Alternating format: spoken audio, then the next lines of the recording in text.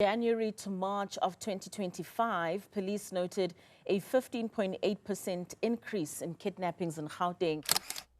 A forensic investigation specialist says the rapid rise of kidnapping for ransom cases in South Africa may be linked to tactics that spreads across the border from Mozambique, where similar crimes had already become entrenched.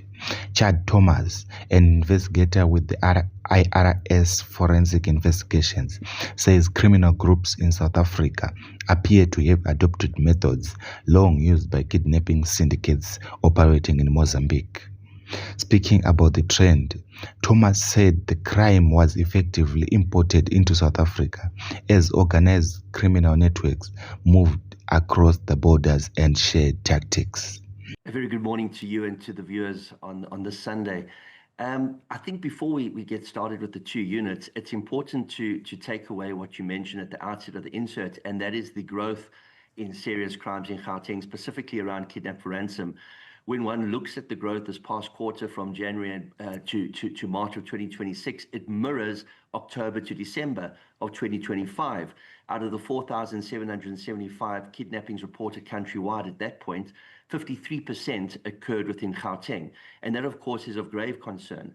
Now, what we're seeing with the police in the creation of these types of units is the replication where there's been previous success. So it's not new to have an anti-kidnapping task team. Crime Intelligence National Office established an anti-kidnapping task team under the leadership of County Intelligence with General Khan some years back that included public-private partnerships, and it focused primarily on kidnap for ransom, and there were quite a few successes. When we talk about the PKTT was made up of organized crime and crime intelligence members, and although established primarily to investigate political killings in KZN, it spread into Gauteng and had some very notable takedowns. It weren't just political killings, but it was killings across the board. There was the mistaken identity of the whistleblower Armand Swart, who was assassinated, together with the assassination of people like DJ Somebody. The Safoka family were engaging with the PKTT, as were others, and it was the PKTT that actually brought people and had them charged in those particular matters. We're seeing the KT Molefe case, we're seeing the Vusi Kapitala case, all as a result of the PKTT becoming involved in Gauteng as well. So they're replicating successes of other units, and that's good. We need to concentrate on where there's success and replicate it, and we need to look where there's failures and to neutralize those failures to make sure that they don't continue. So all in all, we're seeing SAPS taking the serious crime exceptionally seriously, and it's not just the creation of these units that are replicating other successful units. We're also seeing the employment of detectives who've resigned or retired with a clean slate being brought back into the fold to bring their experience, to bring their skill set, and to mentor other members that are now in the detective services. I mean, we know that the local government elections are around the corner, and maybe that's what we could put the rise in political killings to, possibly during this period in Gauteng. Why are we seeing a rise in kidnappings? Kidnapping is an exceptionally lucrative business. We've had kidnappings in South Africa for years, but not kidnap for ransom specifically. There we've experienced an incredible growth. We actually imported this crime from Mozambique. It was very rife in Maputo, where you had syndicates targeting the Muslim community, and then they came into South Africa. They started in Polokwane, Musina, Mahikeng, those areas, and then it spread countrywide. And they were targeting people that came from cash-rich environments that worked primarily with cash, such as your cash and carry type businesses, etc. These individuals were targeted in intelligence-driven kidnap for ransom schemes. We're talking tens of millions of rands in ransom that were demanded.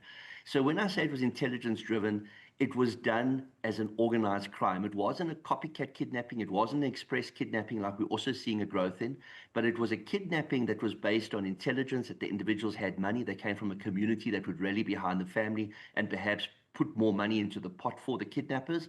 And they arranged safe houses, they arranged soldiers, they arranged getaway cars, they arranged absolutely everything. So exceptionally well organized.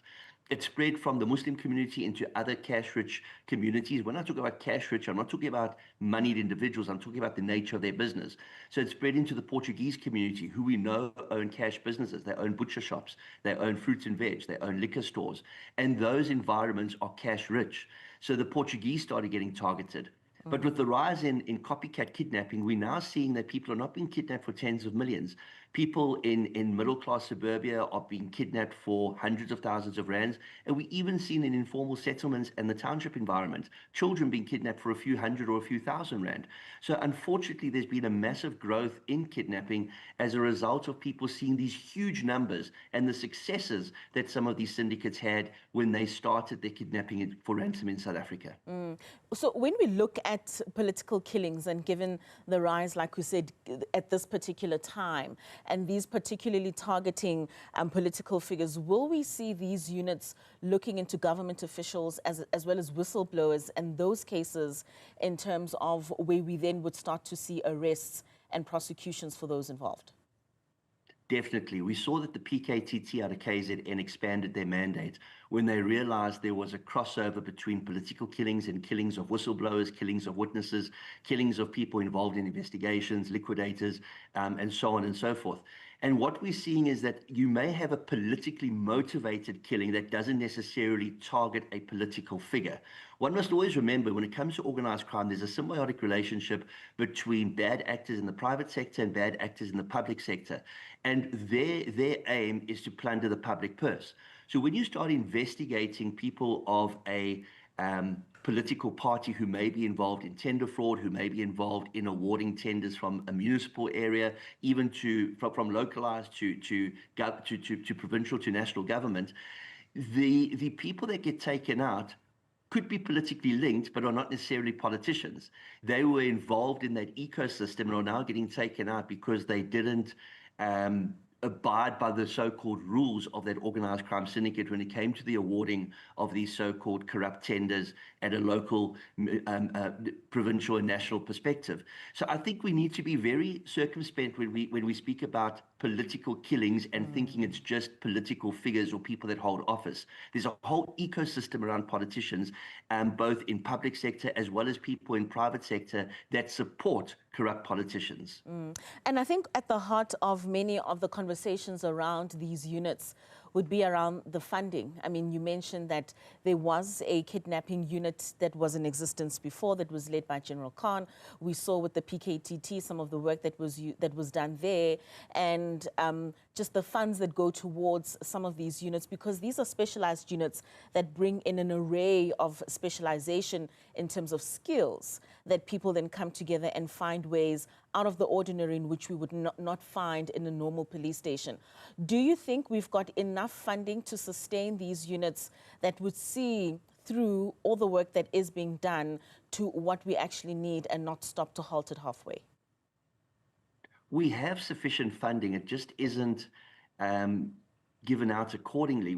I always use this example. The police budget, I think, is increased to about 140 billion rand per annum. It was sitting at around 100 billion rand per annum.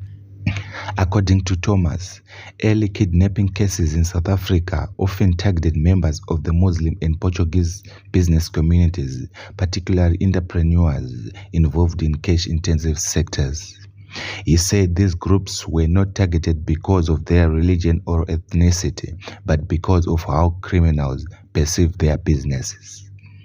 Investigators say the victims were often business owners of their relatives, with kidnappers demanding large sums of money in exchange for their release.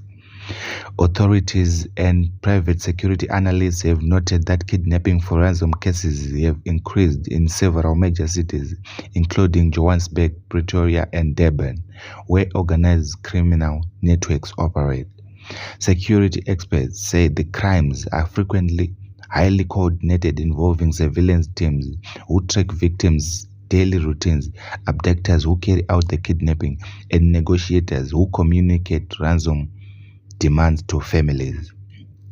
Some syndicates are believed to have crossed the border, allowing suspects to move between South Africa and neighboring countries, including Mozambique and Zimbabwe. Analysts say the spread of kidnapping for ransom highlights how organized crime trends can evolve across Southern Africa, with tactics migrating between countries as criminal groups collaborate and adapt.